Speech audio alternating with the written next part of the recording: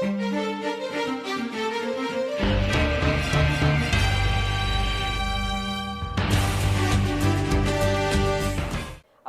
second case study is about managing mergers and acquisitions in the projectized way.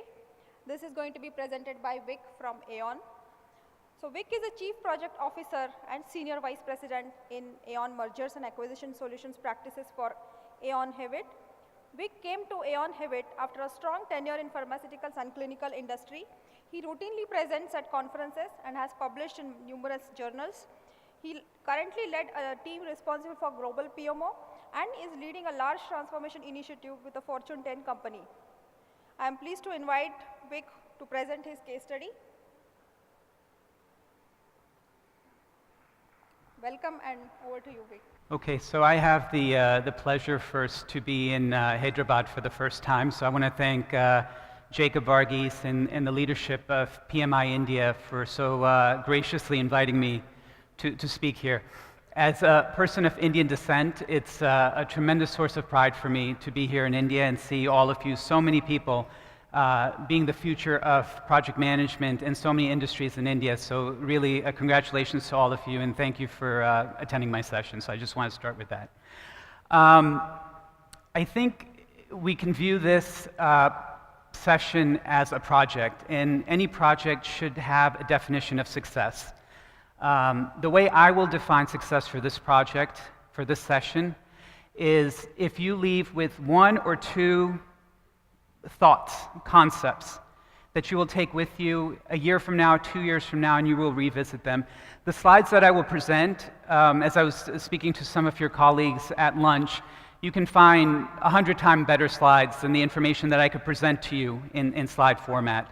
But what's interesting, I think, is if we have a collaborative discussion, and you'll see that I'm going to walk around in the audience, and I will be calling on you. So this is an after-lunch session. I'm sleepy just as well as you're sleepy, so we're going to do this together, and we're going to make it a success. But again, don't focus so much, if I may suggest, on writing down all the nuances of M&A. Rather, think broader from a project management perspective of how you can leverage this in a concept form in your own day-to-day lives, which is different than my day-to-day life. So that's one thing. If we just speak about M&A for one second, can I ask all of you, will I have all of your support if we do a group activity? Yes? Yes?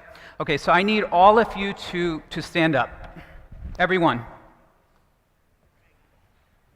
Okay, so what I want, I'm going to stand right here. Right here. I want all of you, don't worry about your belongings, just move from this section to that section, and that section move to this section. All of you.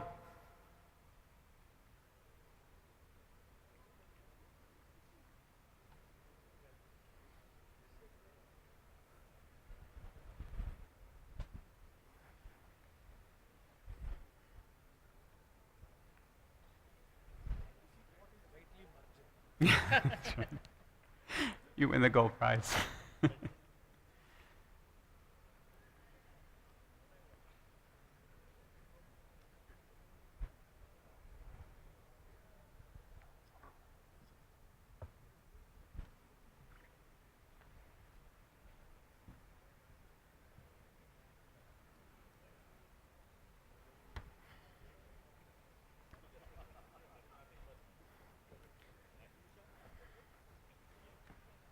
Okay, so I think we're all in our places. Someone here, just maybe you can. What did we just do? We had a successful merger, right? And I have to be honest, this is more successful than most of the mergers I've been privileged to manage. So congratulations to all of you. Yeah, a round of applause for all of you. But this is just an example, right, of how when two companies merge, you guys handled it relatively well. It is chaotic, it is difficult, it is confusing, right? When I first said it to you, I saw a lot of puzzled looks on your faces, like, why do I have to move there?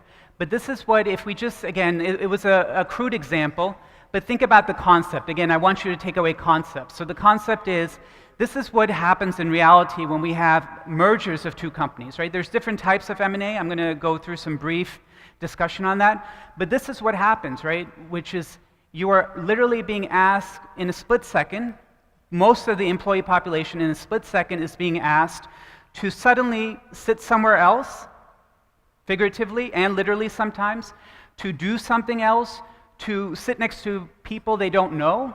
They're going into unfamiliar surroundings. Their ecosystem, right, what they are used to day in and day out is changing completely. So you guys, again, successfully completed that, but we need to be conceptually cognizant that this is not an easy thing that's occurring. What can be effective, and this is what we'll do in a group discussion, and we truly are going to have a case study. I'd be interested in your thoughts of how we can facilitate, these situations. And I talk about them as M&A, but we can speak about them as situations that you encounter in your day-to-day life, at work. How can you use some of these concepts to help you? So just a little bit of background, because we are talking about M&A. Conceptually, we can speak about what's on the slide. Conceptually, what I want you to think about, though, is when you have a nebulous term, right, such as M&A. M&A is become such a fancy term in the industry, right? It's mergers and acquisitions. It sounds so fancy and so complicated. But if I ask 20 people in my own team, what does M&A mean? Most of the people couldn't answer the question, right? So the concept I want you to think about and leave with is whenever these terms, our industry, even, I'm sorry to say, our project management discipline has become ripe with all of these fancy terms. Question what the term means, right? So this is why I put this slide up here, just to dissect a little bit, right? What are we talking about when we say M&A? When we talk about a typical merger, let's start with that. That's company A, company B, very straightforward. Why do two companies merge? Someone? Synergies? What kind of synergies?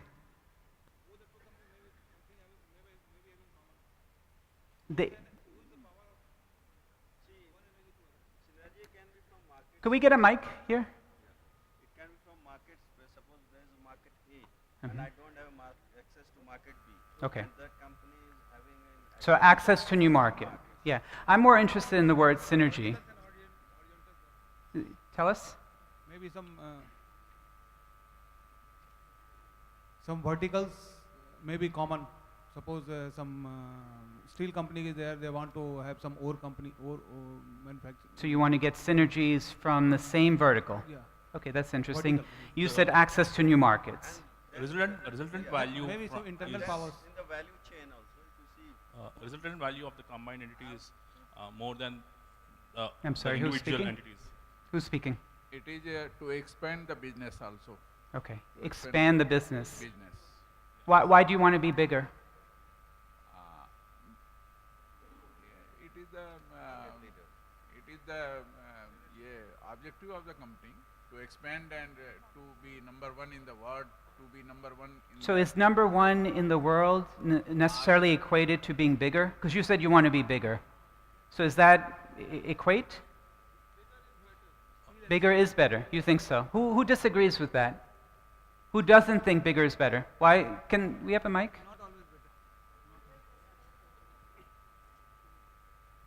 Yeah, basically, I think bigger does not necessarily mean bigger. It basically means that you need to have the right set of mindset, the right vision and approach, not necessarily bigger, but a smaller set of group which is more inclined towards the same approach will get better results than just being big. I could take it. The combined value. Sorry. Okay. the Sorry, we value- just hear from back there. One the second. value generated from the combined entity. Okay, one is- person at a time. Sorry. What are you saying? The value generated from the combined entity is more than the value of each individual entities that can come into action. So Okay. the intention is to have that. Okay. It is also to leverage upon the others' strength, like some automobile company Right. comes in. Sorry. Some automobile company comes in and Yep. want to use the distributor network of the existing company Okay. in a country. So basically to leverage upon the others. Okay, one more opinion on this. Let's take that gentleman there, and then I want to move on. This is good discussion.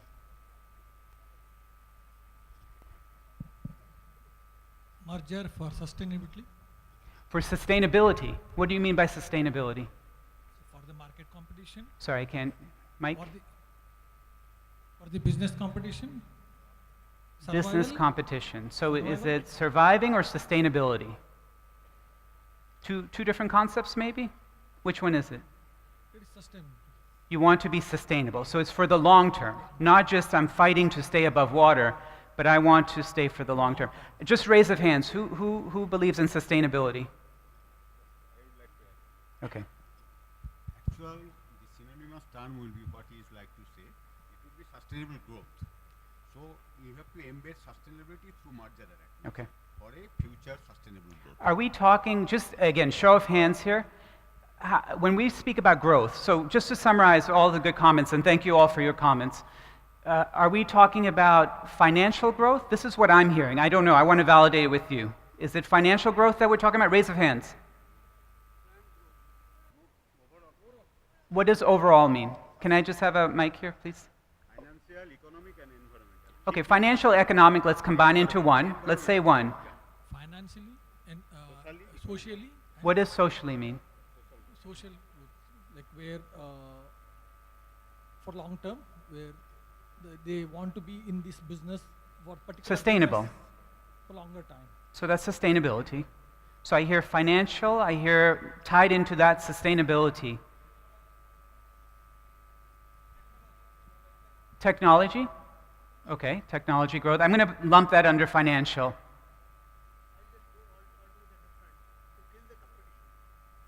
Okay, but that's still financial, right? Because you want to be, whether you have organic growth or you kill the competition, you still want to be financially the best.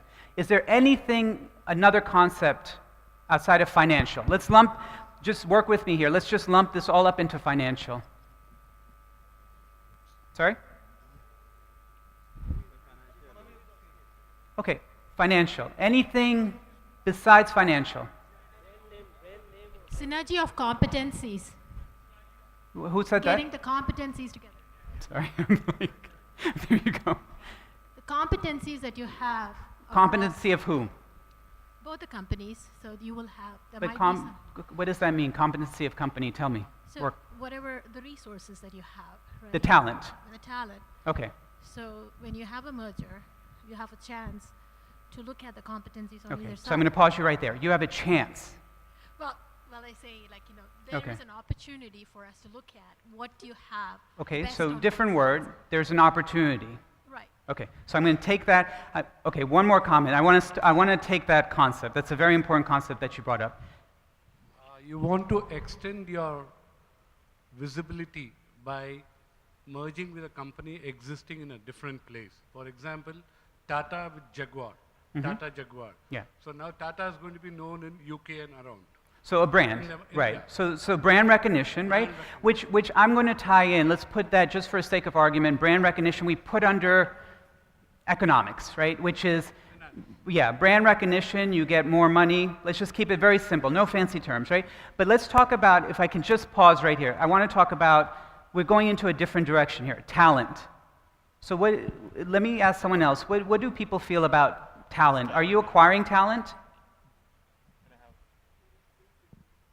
You can tell me, I'll say it. Suppose our company is Valley Passing. Now we are into oil and gas field. So we have one company in Norway which is doing shipbuilding industry.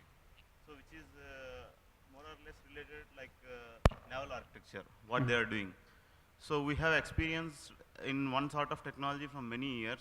So we are acquiring a new company. So they are also having only up to naval, but they don't have this offshore and everything.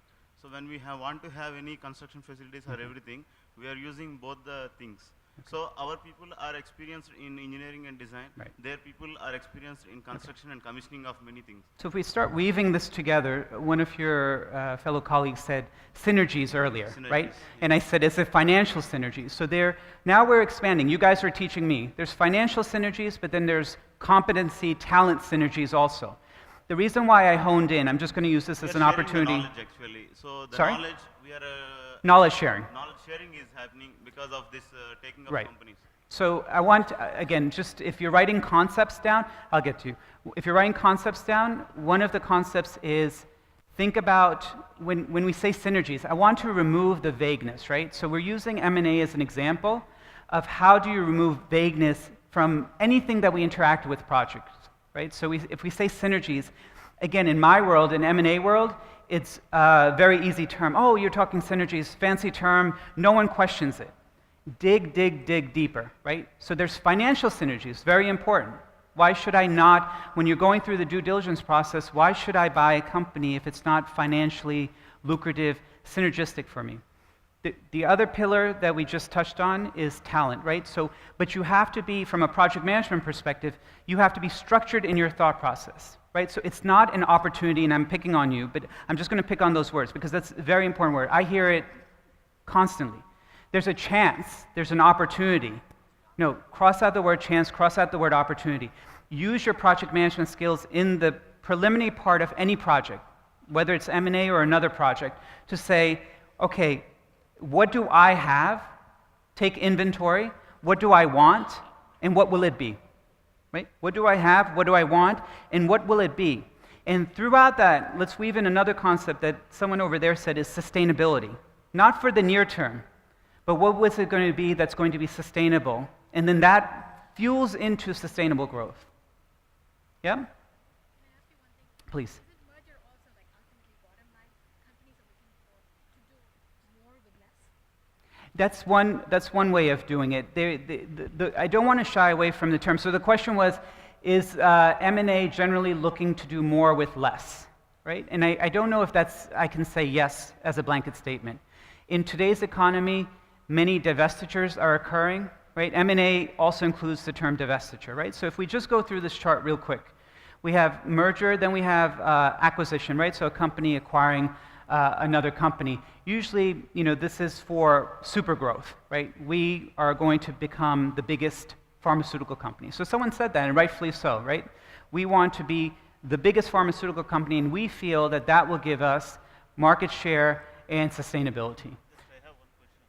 Because of this single company policy, whether there will be any monopoly in the future? Because now certain giant companies, Yeah. GE is taking up Right. Alstom. Right. So if you look at the share in the international market, they are having now more than 45 to 50% of the power industry. Right. So how the monopoly will be? So we can, that could be a whole 2-hour discussion. I'm going to extract that part. What I can tell you is that there's government regulatory bodies that are looking after that to make sure that monopolies are prevented. Is this global? No. Right? But we can, I'm going to, if you don't mind, with your permission, I'm going to put that on pause because that's a whole maybe 2-3 hour discussion that we could entertain. Yeah. But it's a very interesting point. Just to finish this up, joint venture is a way for a company to test the waters, right? So they're going to say, okay, I want to work with you, company B. I don't know if I want to merge with you. I don't know if I want to buy you. I'm going to test, it's a test drive, really, to make sure that things feel right. So this, and I think someone had a point there that I was going to come back to. Please. Do we have a mic?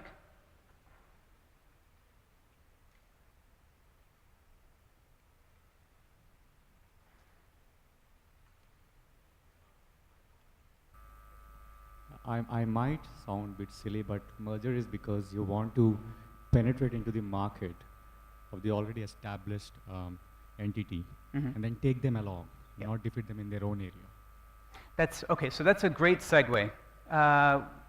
Again, just to stimulate our thought process, that's one of the drivers. So we did a study in our organization that was published in CFO magazine, and it's a little bit difficult to read there. That's one of the, so many of you answered correctly, right? There are very different reasons why companies merge. One of them is to acquire new markets. One of them is to acquire new talent. One of them is to acquire new products, become more competitive, enter a new market space. The second one up there, if you can read it, is better access to new markets. This is why many organizations right now are coming to India, right? They're coming to India because they want access, maybe towards the tail end. They want access to India. Most companies have access to India, but they're also using it as a springboard to go into Middle East, and they're also using it as a springboard today to go into Africa. So Middle East and Africa, entry of new markets. So again, this is up here. If you take the concept here, this is very much tactical around M&A. The concept here is understand your drivers, right? When you're doing any project, whether it's M&A or any of your projects, understand what your drivers are. What's causing you to go into this space, this project? Why are you executing this project? So I have a question for you. Does 2 plus 2 equal 4?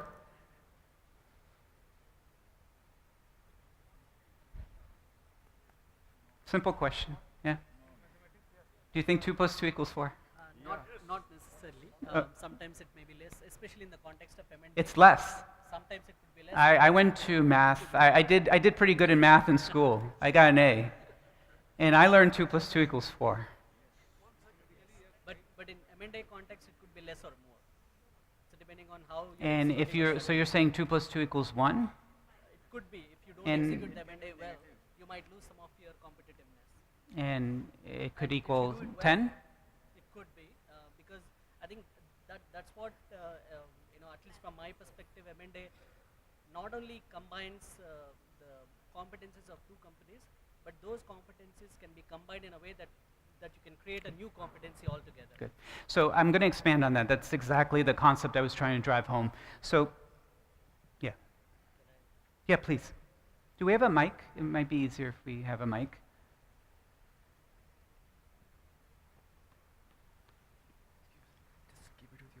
Okay, that makes sense. 2 plus 2 mathematically is 4, you're right, you read. But in the business, it could be, as he said, less. But I'll say when your perspective of joint venture, I'll take the perspective of joint venture. I take it as a moving from competition to co-opetition. I'm merging cooperation as well as competition. Yeah. So basically, when you're creating a joint venture, or you're even M&A should not be seen in terms of swallowing a company or Yes. amalgamating a company. Yeah. It could be in the sense of co-opetition also. Yes. You cooperate as well as you compete. Yeah. So you bring out the best of both. Maybe Perfect. that. So I want to, I'm going to get to you one second. I just don't want to lose this point that you brought up. Let me finish one point. I want to bring up another point that you brought up, and I'm going to come to you. Spot on, both of you. It's what we need to concept. So here's the concept.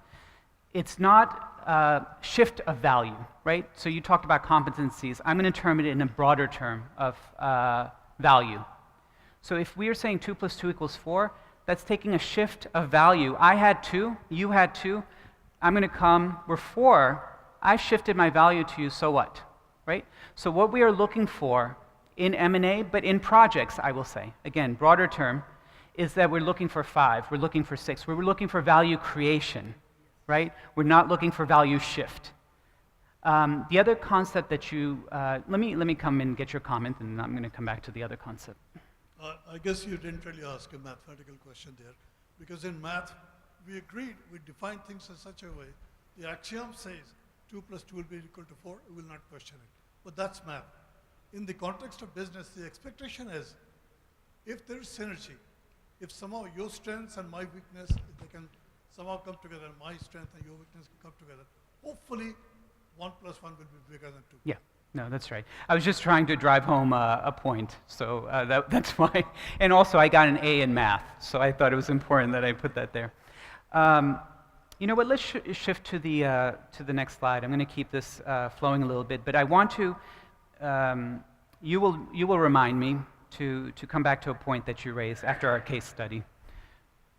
So we're going to move into a case study now, a very brief case study, but what I want you to think about on your tables, so just work in a group, 5 minutes, I'll put up the case study.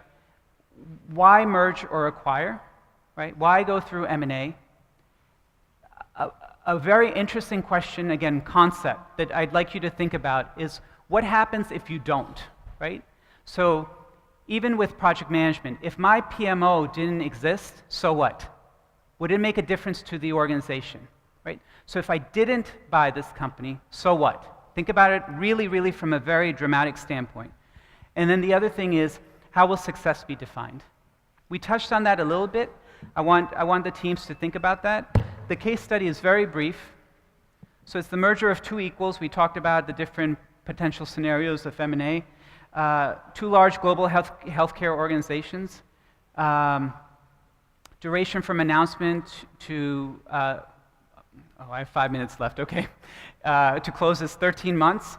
The number of the employees in the company are up there, and they're global. 2 different headquarters. Spend 3 minutes talking about it on your tables, and then we'll just have a quick discussion.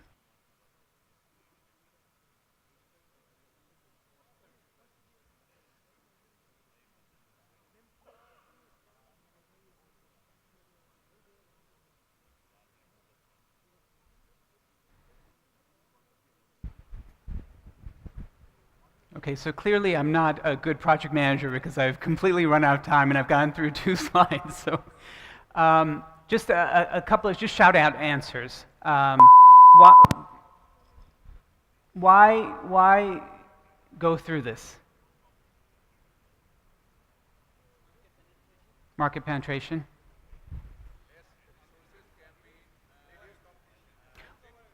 Okay. Efficiency. Yeah.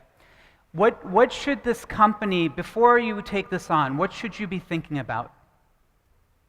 A couple of things.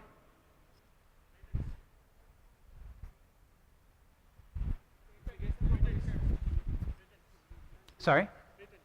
Pretense. Patents, okay. Broader. What else should you be thinking about? Okay. Talent. Okay, so we spoke about that. I'm going to throw out some concepts that I want you to think about. Sorry, just over there. What else should we be thinking about? Culture. That's what I was going for. Perfect. So a couple of things that we need to think about, and oftentimes there's 2 buckets here, right? There's a very tactical component to mergers and acquisitions, very tactical. It's everything everyone said, right? It's the finances, it's the talent, it's penetrating new markets, it's all of that. When we speak about why M&A fail, and I'll just go to a quick slide, one of the key drivers for M&A failure is approach and execution errors. But when you dissect the execution errors, you find that there's a cultural misfit. So there's a tangible, tactical component to M&A, and then there's the people, the softer component. And oftentimes, even in projects, so take away the term M&A, we get so focused on process, structure, templates, this kind of guide, this way of structure of doing, and we forget about the softer piece, which is the culture, right? We all live in our own little ecosystem, right? So what's right for me is not right for you. We were having this, Ravi and I were having this discussion at lunch, right? So you cannot come in and just impose and say, my culture is right. I'm going to tie this up because I think they're going to kill me if I don't. I'll give you a real life example. I won't use the names of the company. It was the biggest pharmaceutical merger about 6 years ago. I think you guys can figure it out. And we were involved in that. I was involved in that. It was done to a T. You would be so proud of the project management that they did for all the tangible components. Right? To the point that the day that they closed, day 1 of the new organization, the night at midnight, they went and they changed all the signs globally. They went and they had the place cards on tables inside. They changed all of that in the cafeteria. Pens, everything. Like little elves came out around the world and they changed. To the point that their main facility in Pennsylvania, one of their main facilities, there was a car accident that occurred because it was on a main highway. The color of the sign changed. It was a big sign. Color of the sign changed after so many number of years that cars got into an accident because they were shocked by what happened. The part that failed, this was one of a very, very challenging merger that occurred. Everything, you would look at it from a textbook perspective, perfect. Everything was done. What they failed on is they failed on the cultural integration. They failed on understanding what was driving the people. The other piece here that ties into this is the softer skills is people, but it's also communication, right? And the third piece that I'm going to leave with you is change management, right? So when you're encountering these projects, you think about the people, you put the people in the center, you think about change management. What do I mean by change management? My action has an impact, right? When I changed all the signs overnight, took away signs that were important to them, meant something to them, what did I do to the people? What did I do to the people? Given And what does that do when it gives me a shock? I would react to the situation rather than responding to Right. Resistance to change, I become disenchanted, maybe I want to go somewhere else. If you don't have your people, you don't have a new organization. You go through the life cycle of change. Exactly.